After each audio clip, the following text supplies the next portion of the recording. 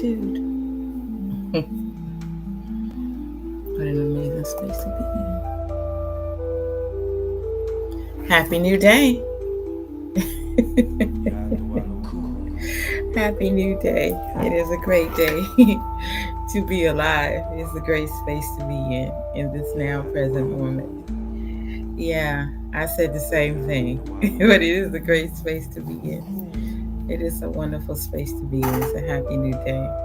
I greet you with love today on this amazing day that we will be sharing about the widow. We will be talking about the widow, the purple and the gold today, which is the needle and the thread is her tools.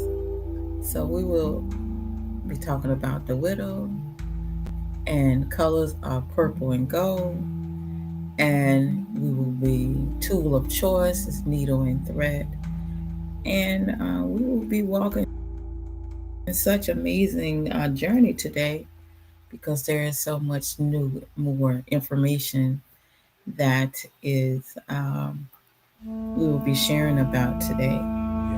So not only that, we will still be walking the path of the affirmations because we're talking about the female messiah. So we are talking about the female and the parts of the female messiah.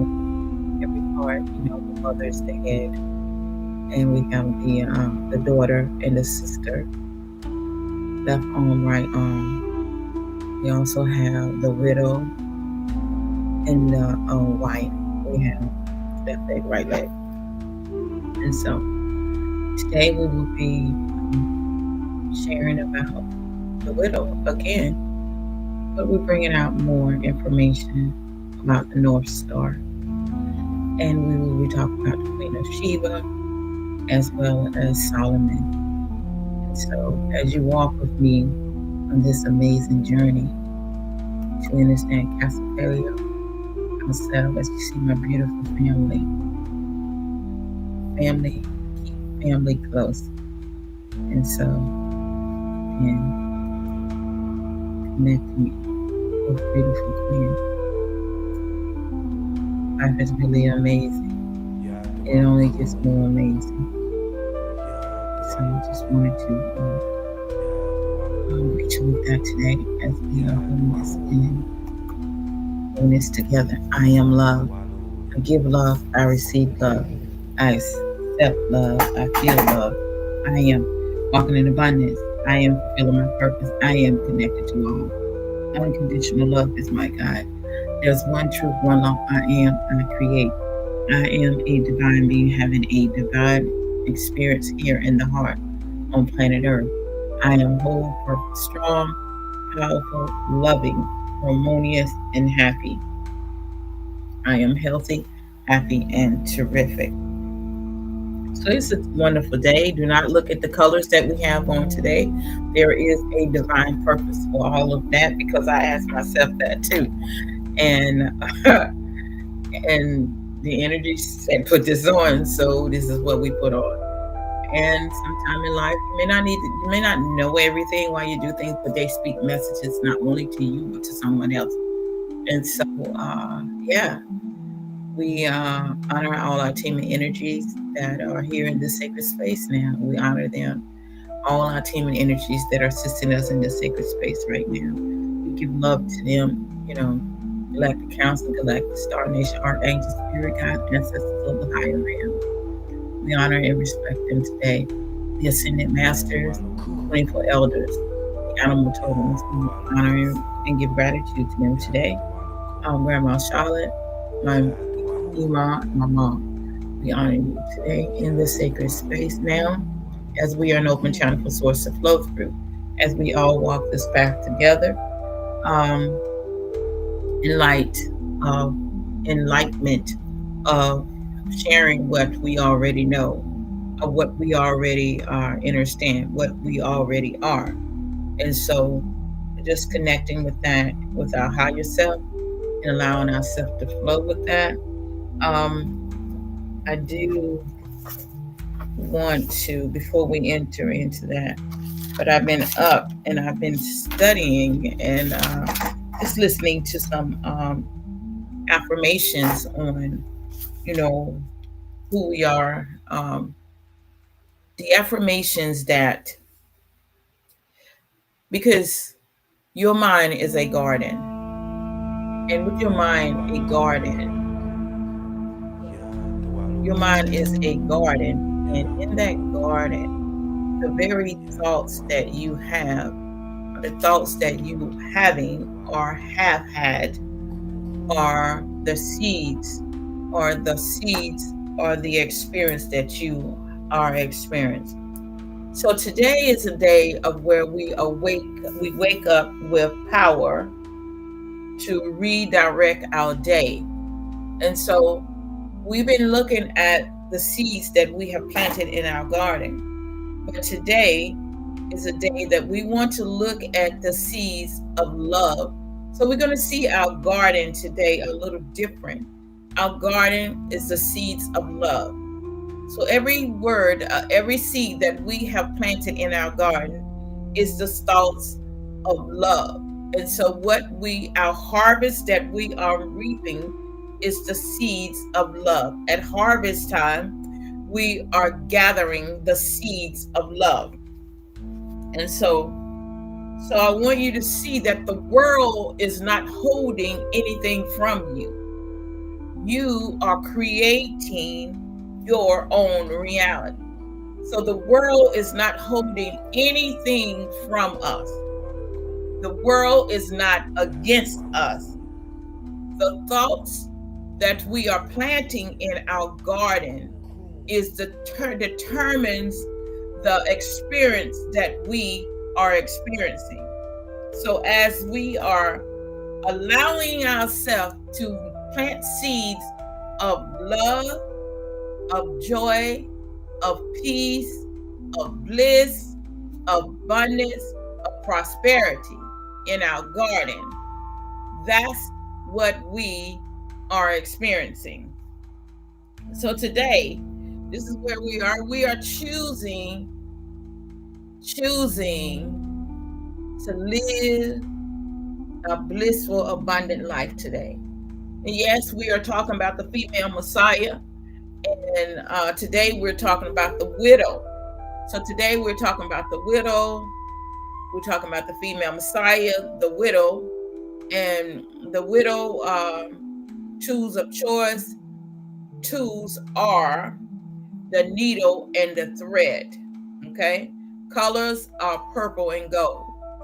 And so, but I wanted to share this part here because there is a reason why. I've been up since 2 something actually.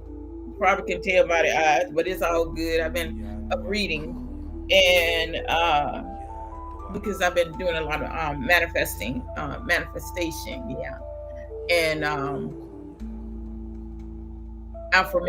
writing affirmations. So what are you going to hear right now is that so many affirmations that in order to plant these seeds in your garden, because we're plucking up the negative seeds that we have planted in our garden when we were unconscious. So we're planting positive seeds, and now we are reaping our harvest. So I want to, there we go. I'm looking for the glasses. So thank you for joining me today.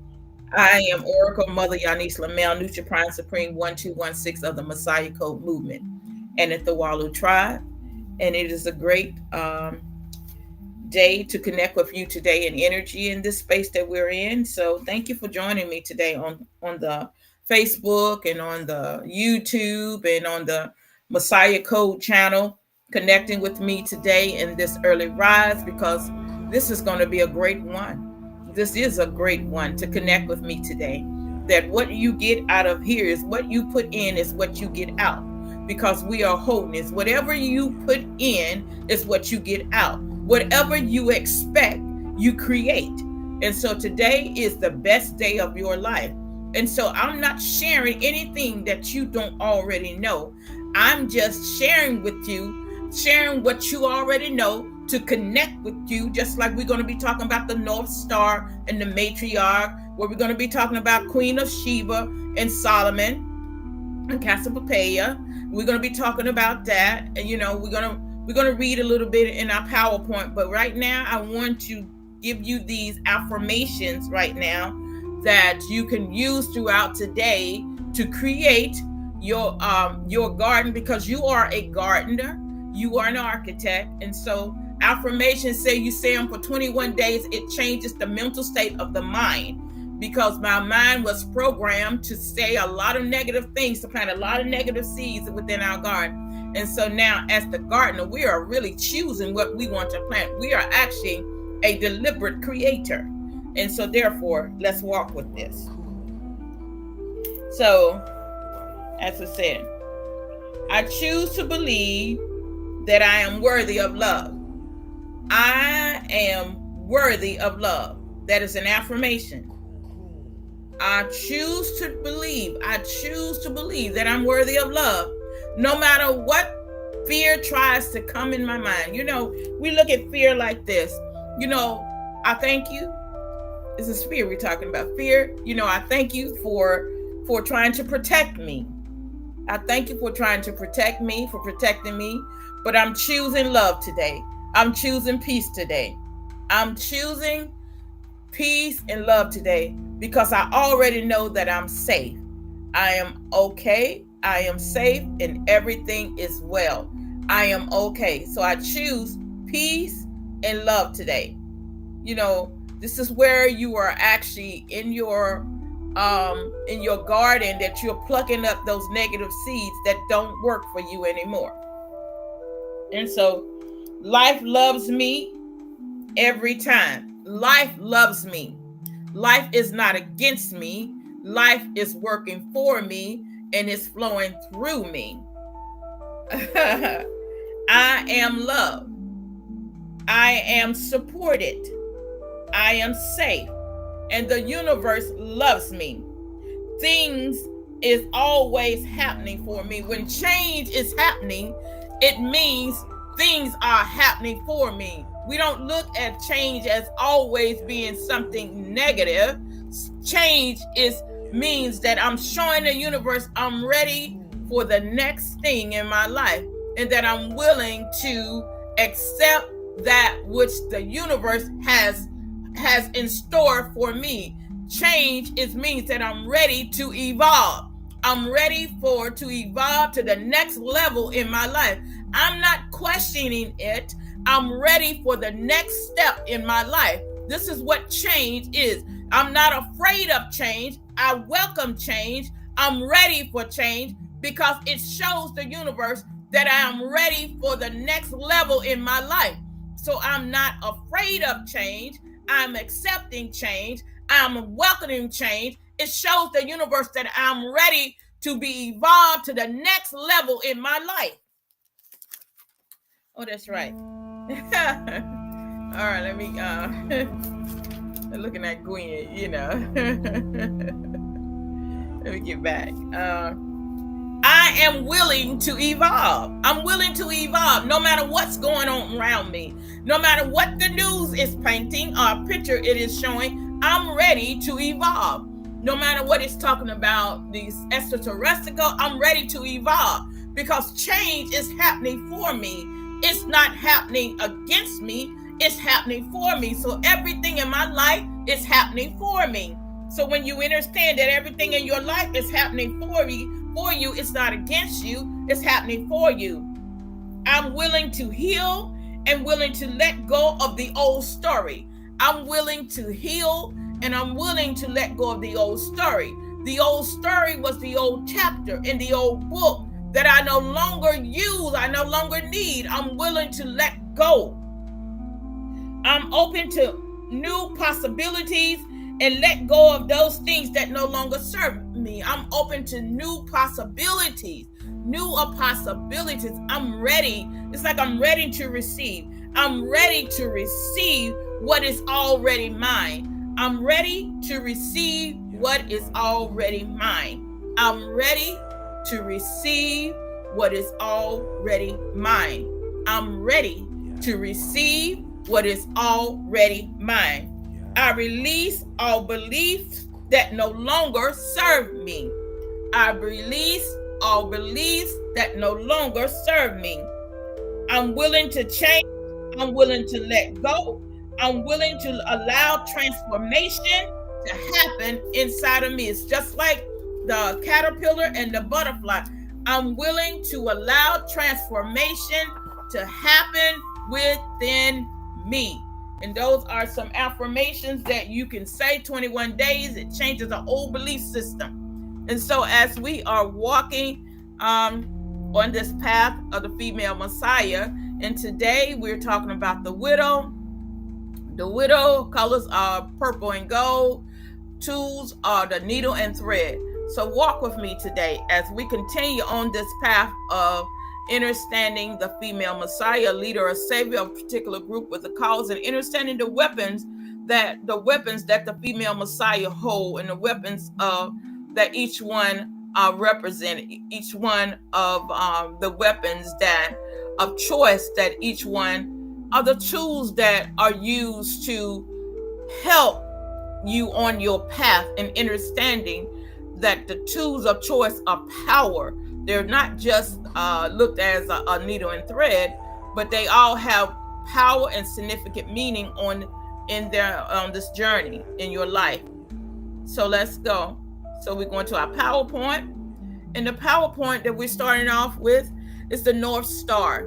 The North Star, the Matriarch, Oracle Mother Yanis Lamel.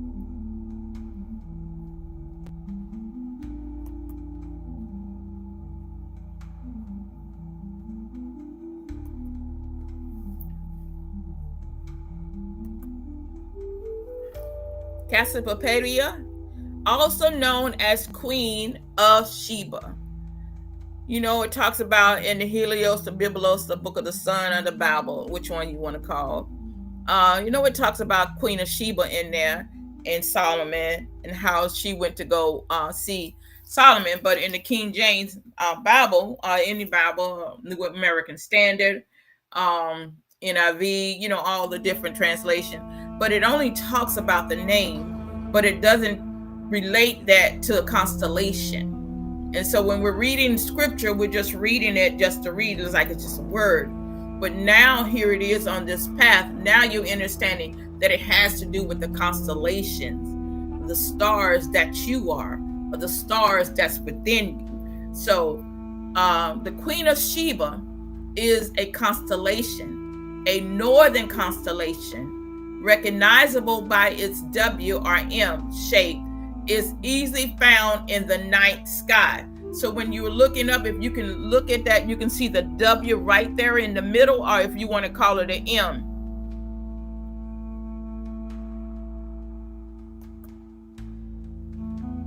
So this melanated being, beautiful goddess that we are, divine feminine energy. Look at the power. Look at the eloquence. Look at this beautiful goddess knowing who she is. Deep down in wisdom.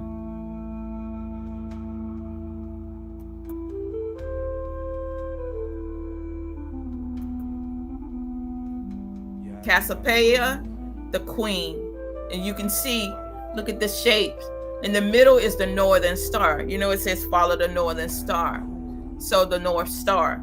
And so you see the winter, the fall, and the spring and the summer. And you see all surrounded by the North Star. And the shape, you see it shows the shape. Each one of the stars have different ones. Maybe one has like 5, the other one have like, well, let's see, 5 and 6.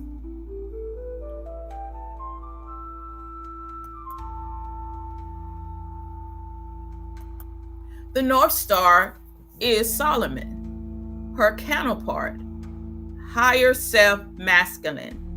So we have the divine feminine energy, we have the masculine, and we have the North Star is Solomon, her counterpart, her higher self masculine, which we know we have both inside of us. And it says follow the pointer. If you can see the pointer, you see the pointer, you can see the North Star.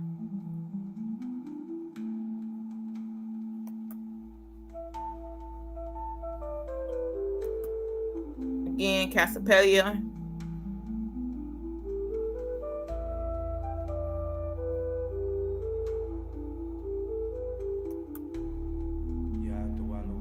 Follow the pointer. You follow it, you know, if you go outside and you look up there in the sky, you can easily find it. It's right when you locate the Big Dipper and Polaris and Cassiopeia, the Big Dipper, right there to what would be to the right, you will see it.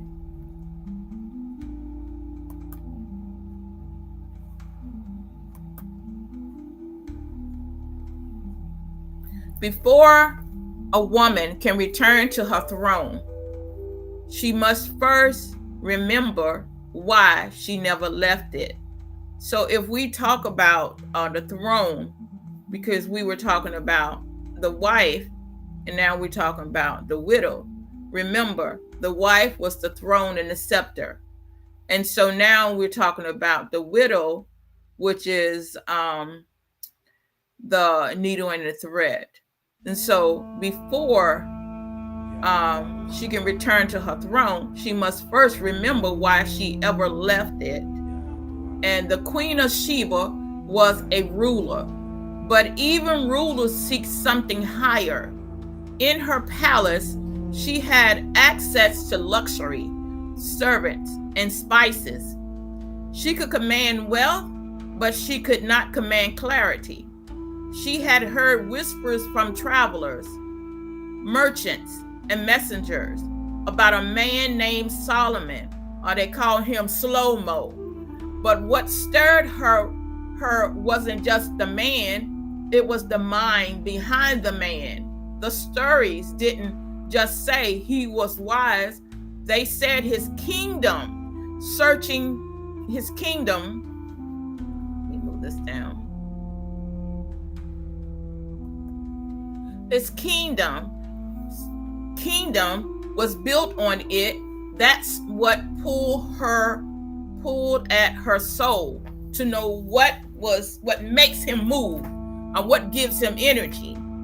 She wasn't searching for a husband, she was searching for heaven's design on earth.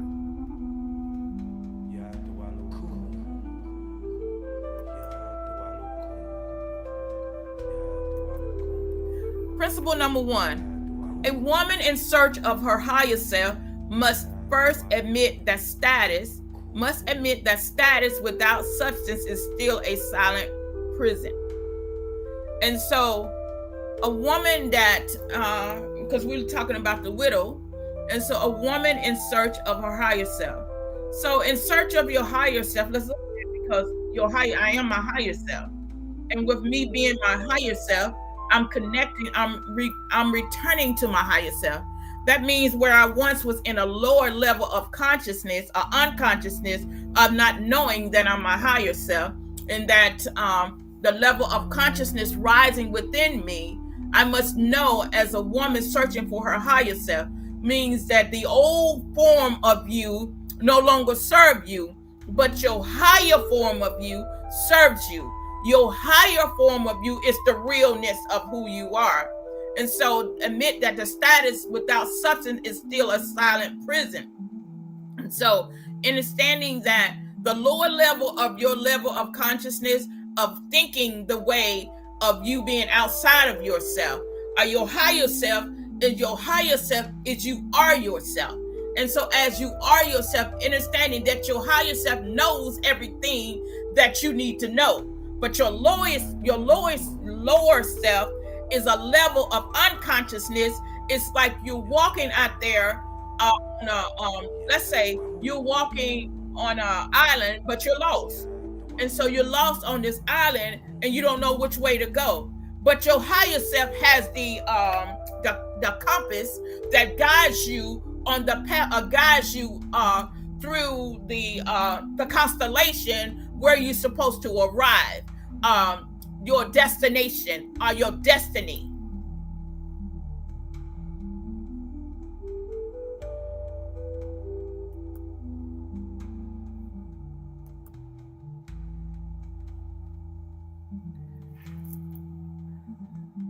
Sheba didn't send an ambassador.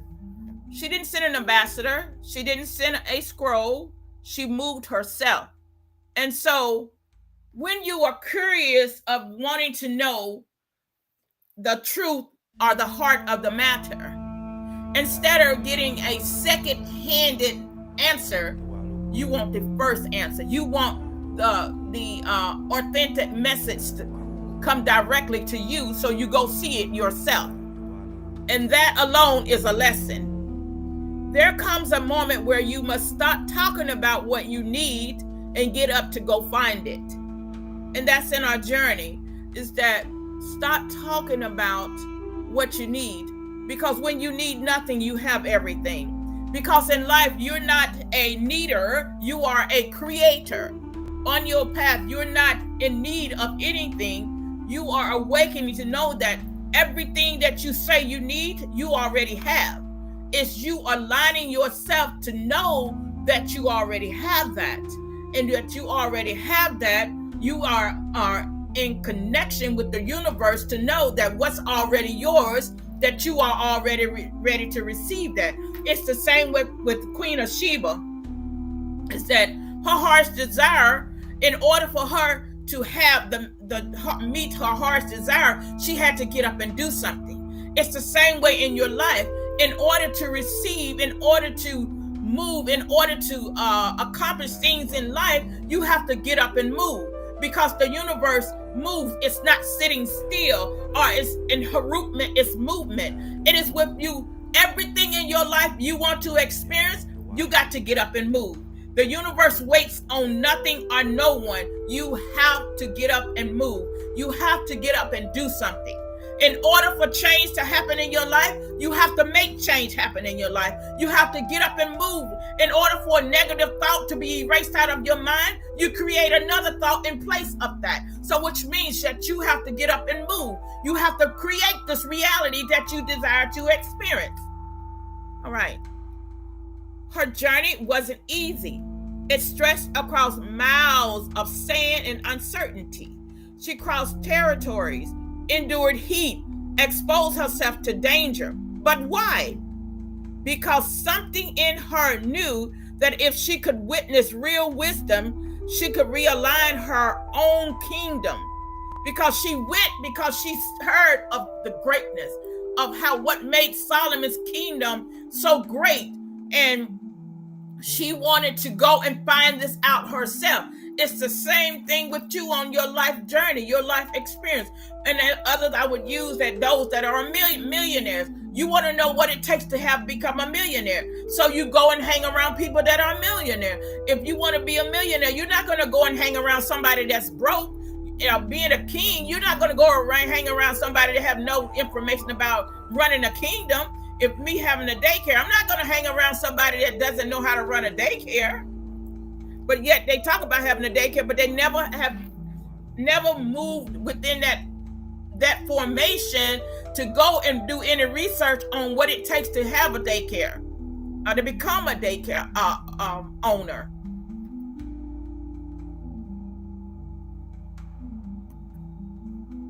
Not just the one she ruled, but the one inside of her. She brought gold, rare incense, and gifts, not to impress, but to invest in something eternal. Because what he had, she knew, no matter at all costs, she was willing to go. She was willing to do what it takes to get that information, that wisdom, whatever it took. She was willing to go that extra mile to obtain it. And so, principle number 2, the path to higher self always requires personal movement, sacred offering, and a willingness to leave your comfort for your calling. Do you see that? The path, in other words, the path to change requires you to be willing to let go of what no longer serves you. In life, sometime in life, all the time in life, it requires you to step outside of your comfort zone. And outside of your comfort zone is that you're so comfortable being where you are and you're so comfortable doing things a certain way. But in order to obtain that what you want to experience in life or to reach your full potential, it requires you to move. To become the best owner, it requires you to move. It requires you to do something. In order to become the best entrepreneur, you want to be own a wine company, it requires you to get up and move and do the research. It requires you to have personal movement. Just sitting there and talking about it doesn't get it done. It requires you to get up and move. It requires you to get up and move in order to reach that which you say you want to experience, to match your desire. It requires you to move. You can pray, you can talk, you can fast, you can do all of that. But in life, it requires you to move. It requires you to step outside of your comfort zone and move into those things that is required for you to reach that you desire to experience on your life journey. Instead of murmuring and complaining about it, get up and move. Because get up and move, get up and move, get up and move. Instead of murmuring and complaining about those that are around you and what they have done to obtain where they are, how a person got all their money, become a millionaire, you murmuring and complaining, oh, they just got that because their parents left them something. You don't know how they got it. But in order for you to reach your full potential in life, it requires you to move. It requires your personal movement, sacred offering. What are you willing to do? What are you willing to offer to the universe? That's reading out of the book Think and Grow Rich. What are you willing to do? What are you willing to give to the universe in exchange for you to obtain that which you want to experience? In order to be a millionaire, what are you willing to give back to the universe? What are you willing to give to the universe if the universe is honoring you? What is your sacred offering? What are you willing to give?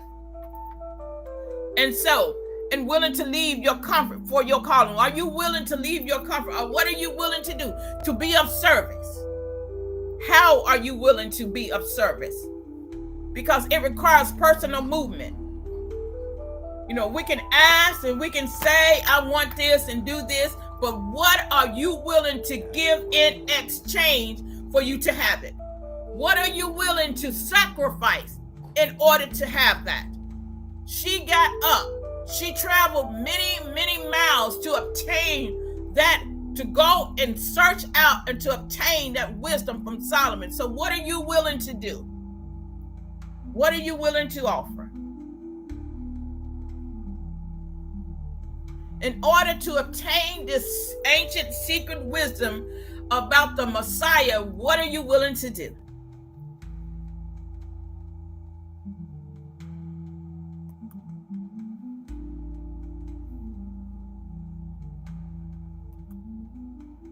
When Queen of Sheba, arrived in Jerusalem, she didn't enter like a woman seeking validation. She entered like a mirror, ready to test what she had heard. And Solomon didn't entertain her, he engaged her. She brought riddles, deep ones, designed to expose ego or confusion. But Solomon didn't flinch. He listened, not to reply, but to understand. And when he answered, it was just with words. It was with structure. She saw it in his court, in his servant, in the way his cupbearer moved with rhythm, in the way his house echoed divine intelligence. Scripture says, when she saw it all, there was no more spirit in her. That movement wasn't about being impressed. It was about being confronted by divine order. And I can't see the last line.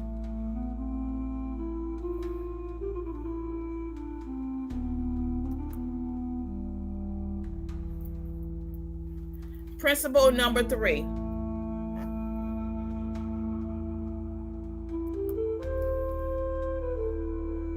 Divine order reveals how far this order has taken root.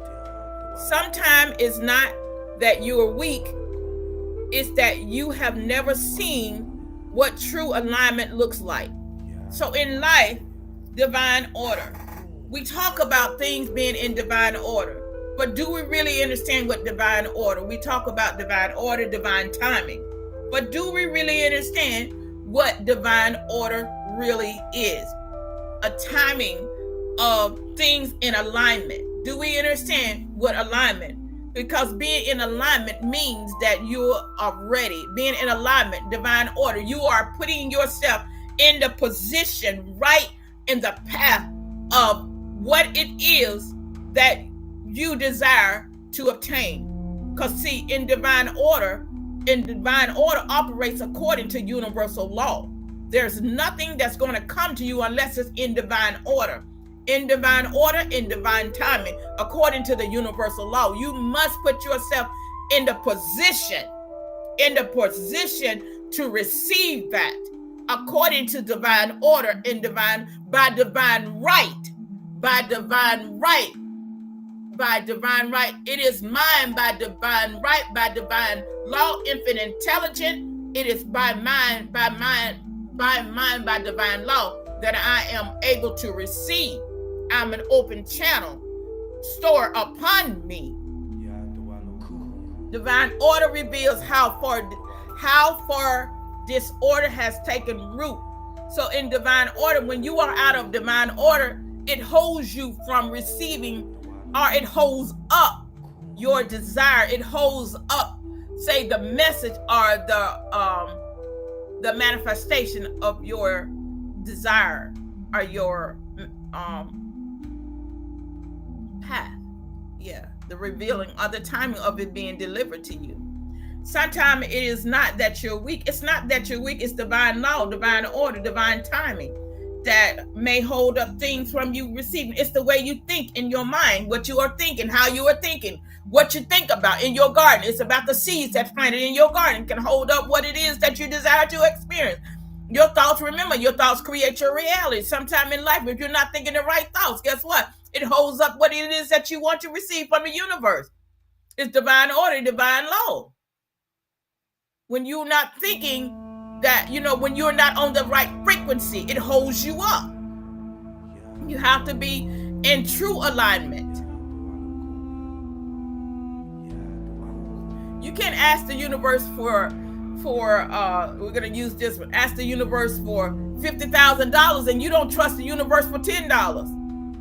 You asking the universe that you want to experience having $50,000 and you don't have the faith to believe that you can have $10. You worrying about getting $10, but you asking the universe for $50,000. We talking about divine order, divine law, divine timing. We have to be in alignment. You got to feel it in order to receive it. You got to know it, that it's already yours before you even make the request known.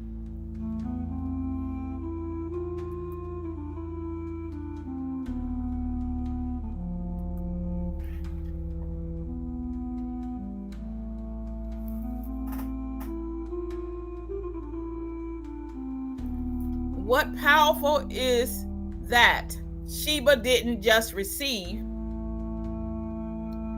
What most powerful is that Sheba didn't just receive from Solomon. She also taught him. Her questions weren't foolish.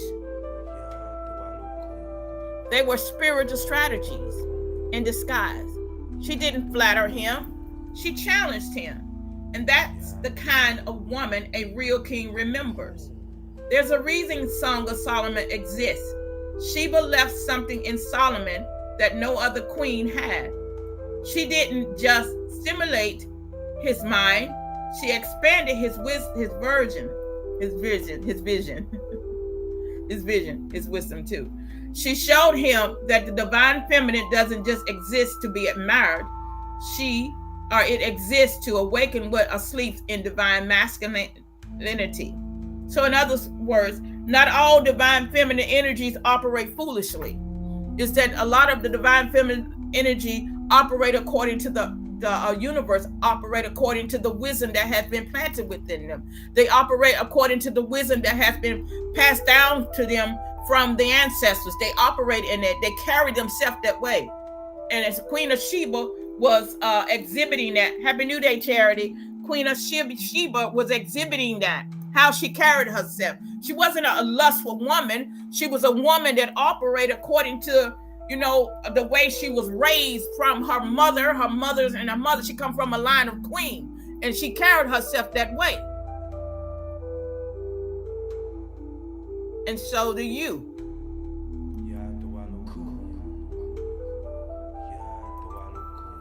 Principle number 4. When the feminine is fully aligned, she doesn't compete with wisdom, she activates it. And so as you are operating in who you are as a divine feminine energy, you're walking in alignment, because returning to yourself, you're operating in alignment. You're awakening to yourself, you're operating in alignment. You operate in alignment. It says wisdom. In the scripture, it says get wisdom. Wisdom is the principal thing. And it called wisdom a she. So you activate the wisdom within you. You no longer act outside of yourself. You operate within yourself, because you are wisdom, because it calls wisdom a she. The divine feminine energy is wisdom. She operates with wisdom.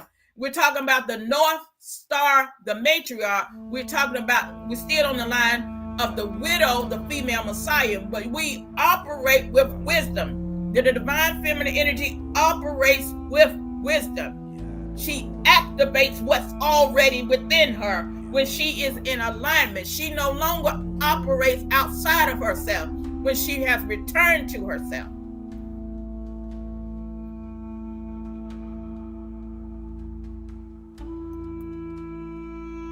I am one with Mother.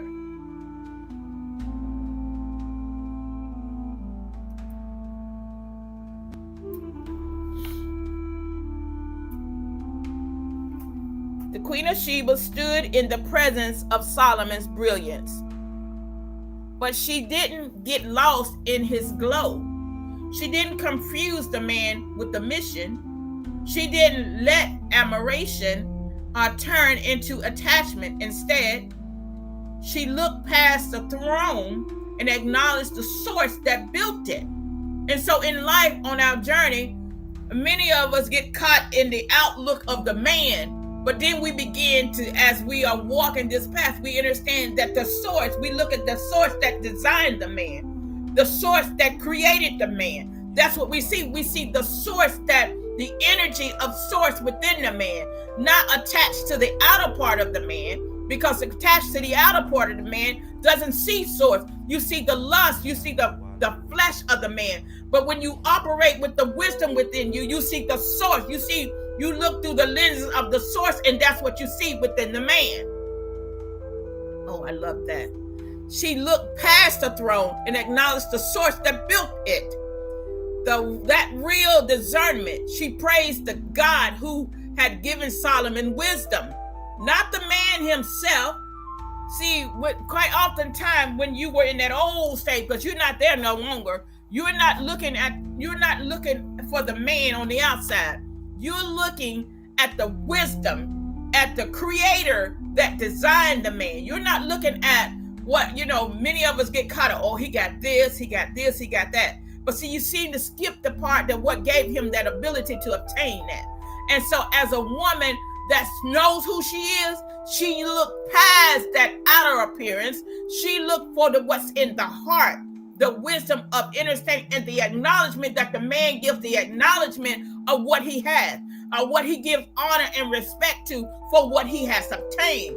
And that's what she was seeing, that Solomon gave honor and respect to how he got what he has gotten and have been given, and that's what she was seeing. She wasn't looking at him as a man, though he was fine and built and masculine with big muscles and stuff. She wasn't looking at that, because she didn't come to him for that. She came to obtain how he had gotten what he have obtained. And so that's where we are on our path. We're not looking at a man just to look. We're looking beyond that. Understanding that God, who has given Solomon wisdom, not the man himself, in that moment defines her maturity. She wasn't there to secure a position in his palace. Remember, she was already a queen, so she didn't need a position in his palace. She was there to confirm a revelation in her spirit. And once she received it, she didn't linger. She left without residue, no manipulation, no emotional ransom. She left whole with her head high and her purpose intact.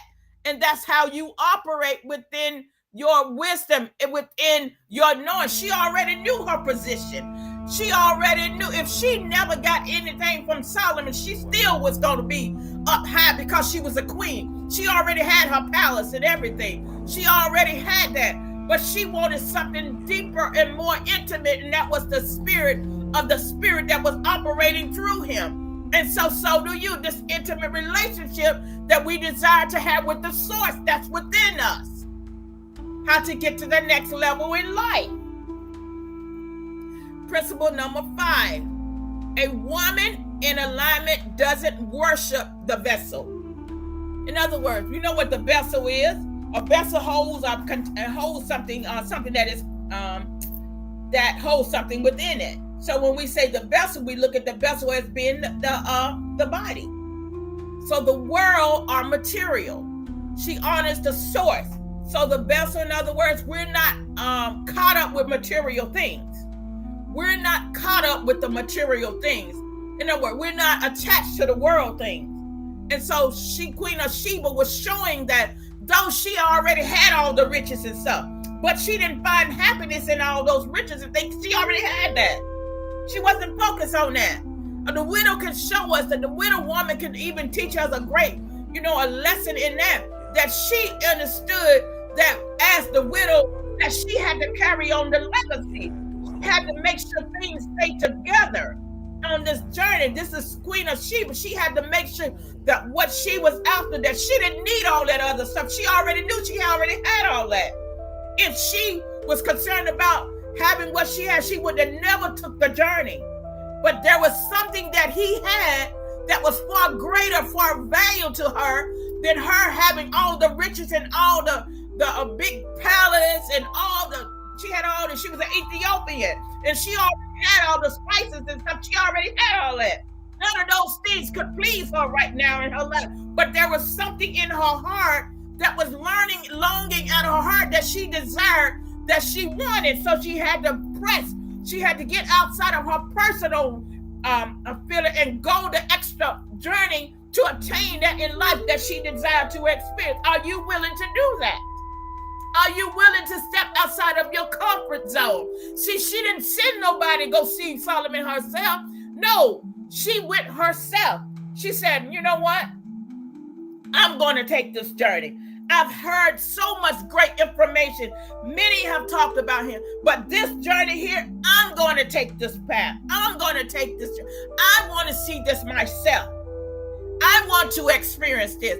Are you willing to do this? Are you willing to step outside of your comfort zone to obtain what you want to experience in your life? Your heart's desire, your heaven on earth. Are you willing to step outside of that? So a woman in alignment doesn't worship the vessel, the world, or the material. She honors the source. Are you willing to do that? To collects her wisdom and carries it back to her kingdom. Because everything she obtained from Solomon, she took it back to use it in her kingdom. Oh, I love that. What are you willing to do in exchange for that?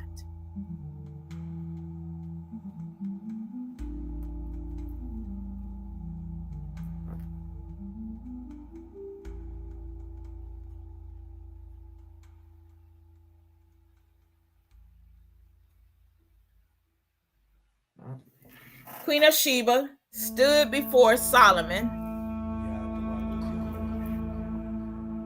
She stood before Solomon, but what she saw was a mirror. And you know, the mirror gives the reflection. It gives the reflection of what it sees in front of it. So when you look in the mirror, what do you see? Because in order to obtain what it is that you want to be, you got to already see it in the mirror. So I'm going to use for example, a nurse, you got to already see yourself as that nurse.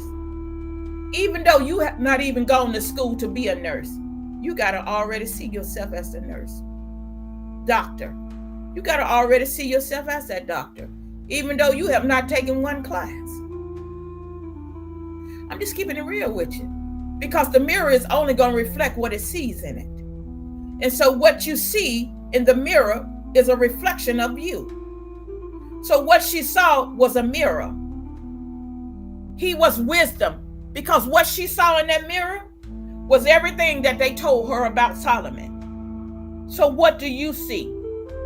Because you don't see, we got to make sure you don't see this, because we're going to examine this. Because remember, the world told you everything that you should be.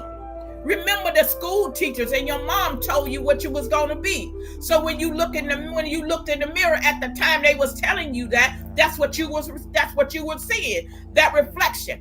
But as you became and put away those childish things and began to create your own reality and begin to know that you the creator of your reality, you begin to see that what you desire to be. So you saw the reflection of yourself, that you are not what they told you had to be.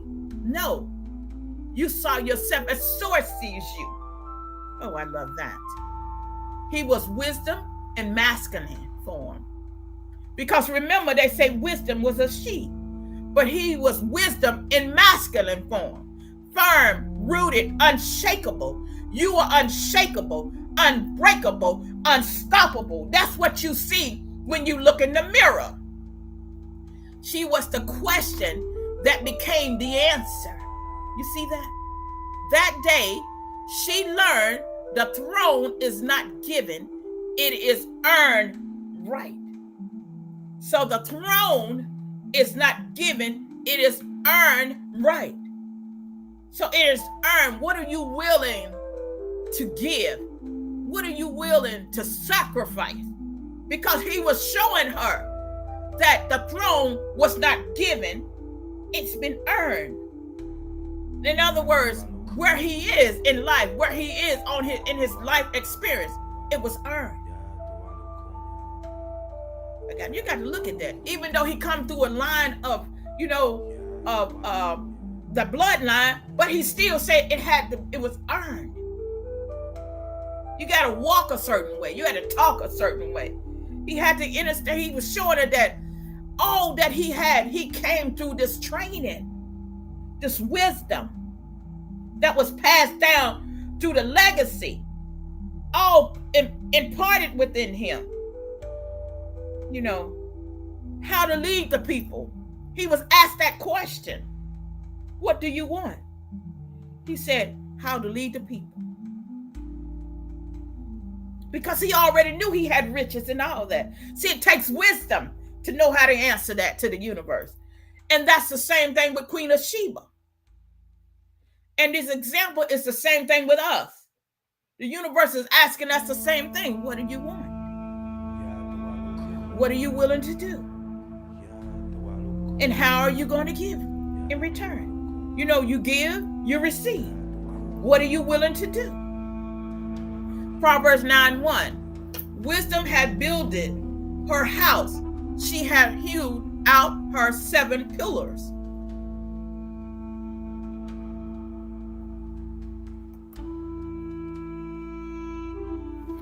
As she listened, something broke open in her. Not her crown, but her conditioning. She had ruled men, but not mastered herself. She learned elevation begin where pride ends.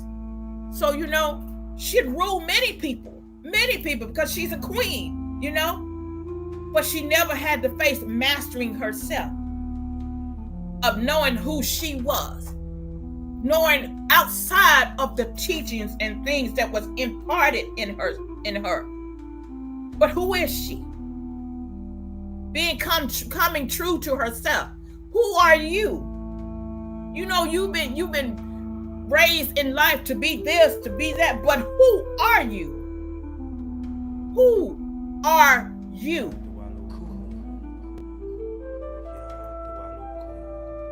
Proverbs 15:3. Before honor is humility. In other words, she was willing to learn, to be that, to do that, to be there, to understand that. She was willing to sacrifice.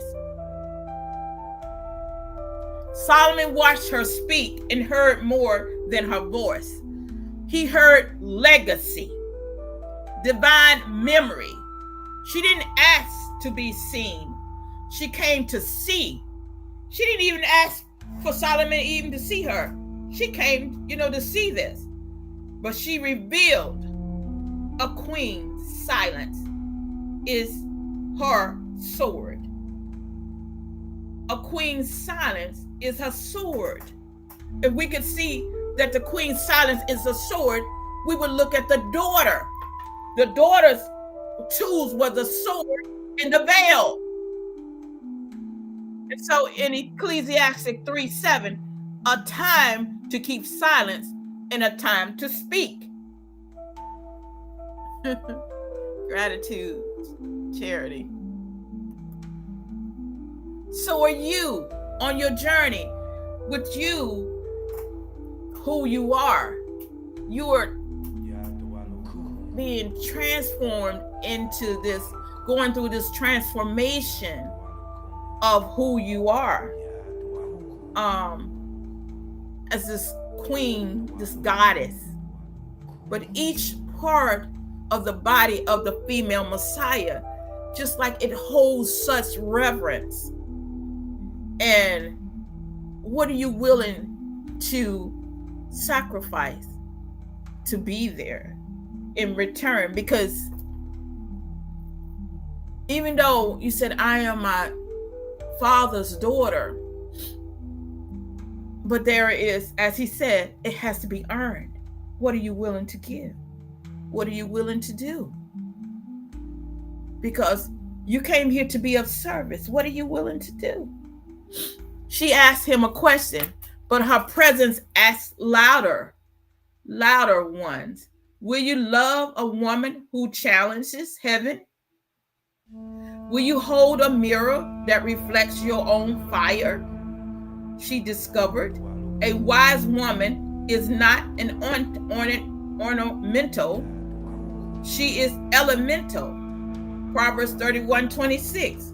She opened her mouth with wisdom. You walk with wisdom. You talk with wisdom because you are wisdom.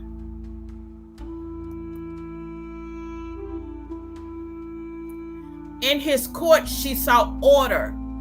She didn't go there acting out of because she was a queen.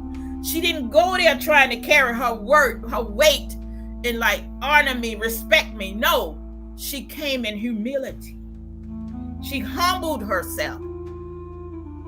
In his court, she saw order, servant in position, cups in alignment. Even the breath of the room obeyed rhythm. She whispered within, this is what my soul has thirsted for. When you went through this awakening, waking up out of the matrix, or you answered the call, this is what your soul was thirsting for. Your soul was thirsting to know you, the real you, not what you were programmed to be, but your soul thirsted for who the authentic you, the source part of you. Your soul wanted to know this. You was thirsting for this. Oh, I love this. She learned structure, security, connect to the feminine soul. This is what you were thirsting for. Not what you were programmed in the illusional world to be. I had to be this. I had to do this. I had to go. I have to go here. I have to know. You were longing for the love of source. This love. 1 Kings 10:5. There was no spirit in her. There was no spirit in her.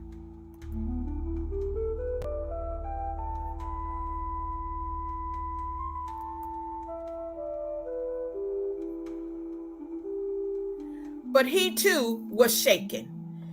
He had met beauty before, but not alignment. See, this is where you walking in alignment with divine order and divine timing with the universe.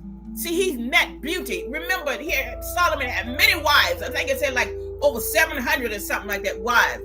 But see, he had plenty of wives. He met many women. But listen, but not alignment, because the Queen of Sheba was in alignment. She operated in alignment. Her purpose, she was walking her purpose. So are you. You are in alignment. Fulfilling your purpose. That's what we're doing. We're in alignment. The Cassiopeia of the constellation shows alignment. We are in alignment. Oh, I love that. He had met beauty before, but not alignment. But he too was shaken. He had met beauty before, but not alignment. We're walking in alignment. He had touched queens, but not Sheba. She taught him a woman in orbit with the Most High awakens prophecy. She moved with rhythm. She moved according to the universe, according to the alignment. She knew that she was there by divine order. And so are you. Your awakening is divine order. Oh, I love that. She was in alignment. And he knew it. Oh, I love that. Song of Solomon 6:10. Who is she that looketh forth as the morning, as the early rise, tremble as an army with a banner? She was fine. You fine. We fine. Listen to you, girl. He didn't really know how to react. She had such wisdom, how she carried herself. Oh my goodness, Ashe. In the scroll of her spirit, something ancient rewrote itself. She had been raised to rule. This woman had been raised to rule. And she carried herself with power. But she was willing to humble herself in order to receive that which she needed. But now she was being trained to ascend. She whispered this. This is the north my soul forgot. She learned the North Star is not a place, it's the path. Oh, I love that. It's not a place, it's the path. And you are on the path. We are on the path. Oh, I love this. I love this. Proverbs 3:6. In all thy ways, my mama's favorite scripture. In all thy ways, acknowledge him, and he shall direct thy path. Let's get back.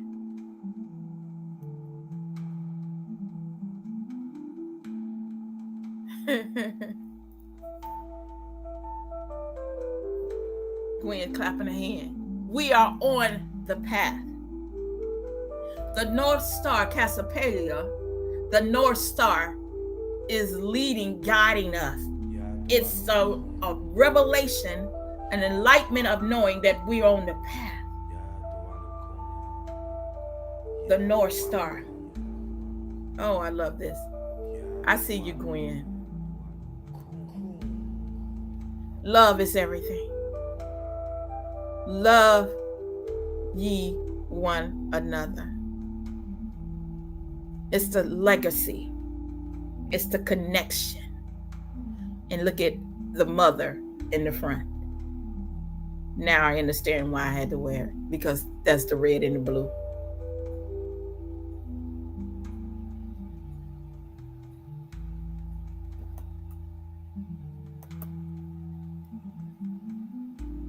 That's the journey. It's all love. What are you willing to do? What are you willing to give back to the universe? You want to experience this. You want to have this. What are you willing to give? What are you willing to give back to obtain that? Queen of Sheba was willing to sacrifice. She was willing to go this long journey. She was willing to, no matter the heat, she was willing to travel all these miles to obtain the wisdom from Solomon, because she had heard all of that herself. She was willing to go herself to find out this herself. So what are you willing to sacrifice to obtain your heart's desire, or your heaven on earth? So that is since we the widow today, and the colors purple and gold, and 2 is the needle and the thread, the spirit of the north, the path. I know the plans I have for you. That is that you prosper and be in health. I know the plans that I have for you. So, the spirit of the north calling to endure strength and wisdom of the Taino people, guiding us through the highlands, the rivers, and the coast. Orican northern land. For the Tahinos, the north represents resilience, celestial guidance, and the wisdom of the sea mind. These lands were home to sacred sites where the people sought counsel from their gods and ancestors, grounding themselves in the principles of balance and endurance. Are you willing to step outside of your comfort zone? Because stepping outside of your comfort zone, sometime in life it requires you to step out of the norm. The way you have been programmed to do things, or the way you have been doing things all your life. In order to reach that in life, it requires you to step outside the box, to go the extra mile. It requires you to, because that's what she did to obtain that, her heart's desire.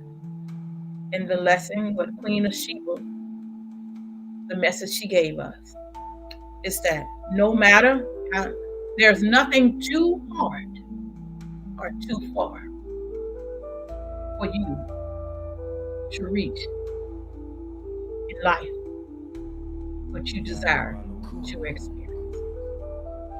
So I share this as Oracle Mother Yanis Lamel to you, is that if you are willing to move, the universe is willing to meet you there. Remember, the world is not holding you back. The world is not against you. The world is not even trying to stop you. Remember, that's just a program. You have to move. It is all you. And when you decide that you are willing to move, you can make it happen, because you are the creator of your reality. And know that everything in your world works for you and flows through you and happening for you. So, Oracle Mother Yanis Lamel, Nutriprime Supreme, 1216 on the Messiah Code Movement, and it's the Walu Tribe. Just know, the question is, what are you willing to do? What are you willing to give? Are you ready to move? That's the question. Because the world is not against you. It's not against you. Life is happening for you and flowing through. The moment you know that, the moment you start creating that, thinking that, you're planting seeds in your garden, you're plucking up those seeds that no longer serve you. Because you show or you're telling the universe, I'm ready. I'm ready. I'm ready. I am ready to receive all that the universe has for me. I am ready to receive all that the universe has for me. I am ready to receive all that's already mine. I am ready to receive all that's already mine. I am ready to receive all that's already mine. I am unshakable. I am unbreakable. And I am unstoppable. Have an amazing, blissful day, because today is the best day of your life. Everything always happen for you. Not sometimes, but all the time. Every day is a happy new day. Peace, love, and light. Kum. Kum. Remember, 747 24/7, 361 degrees. Remember, God, Source, is always good, always operating within you, because we operate from the dot. Shalom.